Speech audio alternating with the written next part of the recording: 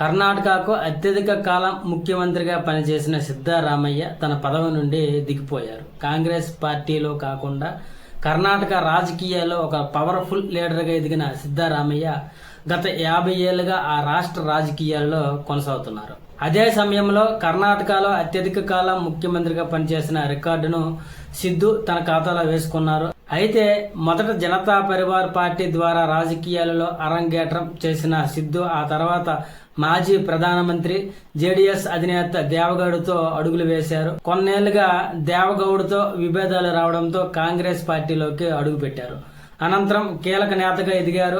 ఒకప్పుడు కాంగ్రెస్ పార్టీ వ్యతిరేక నేతగా పేరున్న సిద్ధరామయ్య ఆ తర్వాత కాంగ్రెస్ పార్టీని 2 సార్లు అధికారంలో తీసుకురావడానికి కీలక పాత్ర పోషించారు. అయితే జనతా పరివార్ లో బద్ద కాంగ్రెస్ వ్యతిరేక నేతగా రాజకీయ ప్రస్తావం ప్రారంభించిన సిద్ధరామయ్య కాలక్రమేణా కాంగ్రెస్ పార్టీలోనే అత్యంత ప్రభావవంతమైన నాయకుడిగా ఎదిగిన కర్ణాటక చరిత్రలో అత్యధిక కాలం ముఖ్యమంత్రిగా పనిచేసిన నేతగా నిలిచారు. 77 ఏళ్ల సిద్ధరామయ్య కాంగ్రెస్ హైకమాండర్ సూచనలతో సీఎం పదవికి రాజీనామా చేశారు. 2 ఏళ్ల పదవీ కాలం ఇంకా మిగిలి ఉన్నప్పటికీ సీటు నుండి దిగిపోవాల్సి వచ్చింది. ఇక 1980లో ప్రారంభమైన సిద్ధరామయ్య రాజకీయ ప్రస్తావం సుదీర్ఘంగా 50 ఏళ్లుగా కొనసాగుతుంది. మైసూరు జిల్లాలోని నిరుపేద రైతు కుటుంబంలో పుట్టిన సిద్ధరామయ్య మొదట లాయర్గా పనిచేశారు. అయితే రామ్ మనోహర్ లోహిమా భావజాలంతో రాజకీయాలకు వచ్చిన సిద్ధు జనతా పరివార్లో చేరారు. తరువాత తాలూకా బోర్డు సభ్యుడిగా మొదలై సిద్ధ రాజకీయ ప్రయాణం. ఆ తర్వాత జనతా పరివార్లో కీలక నేతగా ఎదిగారు.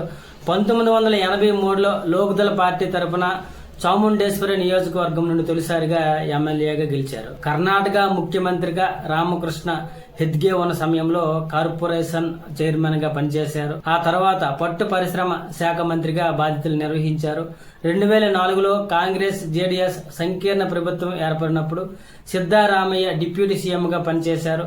ఆ సమయంలో తాము కర్ణాటక ముఖ్యమంత్రి కావాల్సిందని భావించుకున్న సిద్ధు అందుకు దేవగౌడ్ అడ్డుపడుతున్నారనే అసంతృప్తిని వ్యక్తం చేశారు. ఈ క్రమంలోనే వీరిద్దరికి విభేదాలు మొదలయ్యాయి. దీంతో 2005లో జేడీఎస్ నుంచి బయటకు వచ్చిన తర్వాత సిద్ధరామయ్య ఒకప్పుడు కాంగ్రెస్ కు కఠిన వ్యతిరేకగా ఉండి 2006లో అదే పార్టీలో చేరడం అప్పట్లో కన్నడ రాజకీయాలలో పెను సంచలనంగా మారింది.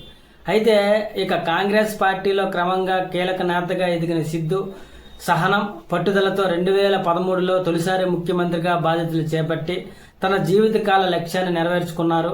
5 ఏళ్ల పాటు సీఎంగా పనిచేసిన సిద్ధు తన అభివృద్ధితో కర్ణాటక మనస్సుల్లో స్థానం సంపాదించుకున్నారు. ఆ తర్వాత 2018లో ప్రతిపక్ష నేతగా ఉన్నారు. ఆ తర్వాత 5 ఏళ్ల విరామం తర్వాత 2023లో మరోసారి ముఖ్యమంత్రి పీఠాన్ని అధిష్ఠించారు. రెండోసారి ముఖ్యమంత్రిగా పనిచేస్తున్న సమయంలో కాంగ్రెస్ పార్టీ దిగ్గజ నేత దేవరాజ్ పేరు మీద ఉన్న రికార్డును అధిగమించి కర్ణాటకలో అత్యధిక కాలం సీఎంగా పనిచేసిన నేతగా చరిత్ర సృష్టించారు. ఇక తన రాజకీయ వ్యూహాలలో సిద్ధరామయ్య అహింద సిద్ధాంతాన్ని పెద్దపీట వేశారు. మైనార్టీలు, వెనుకబడిన వర్గాలు, దళితులకు ఏకం చేస్తూ ప్రత్యేకంగా తన రాజకీయ బలాన్ని ఏర్పరచుకున్నారు. కురుబ వర్గానికి చెందిన సిద్ధు వెనుకబడిన వర్గాల నాయకుడిగా కన్నడ రాజకీయాలలో గుర్తింపు పొందారు. అయితే సిద్ధు రాజకీయ జీవితంలో పలు వివాదాలు ఉన్నాయి. మరీ ముఖ్యంగా మైసూర్ అర్బన్ డెవలప్మెంట్ అథారిటీ స్థలాల కేటాయింపులో తన భార్యకు అక్రమ లాభాలు చేకూరాలన్న ఆరోపణలు, వాటిపై ఈడీ కేసులు నమోదు చేయడం అవి ఇంకా కొనసాగుతుండటంతో గమనార్హం. ఇదే సమయంలో 2023 నుంచి ఉప ముఖ్యమంత్రిగా డీకే శివకుమార్తో అధికార పోరు కూడా గత 3 ఏళ్లుగా కొనసాగుతుంది.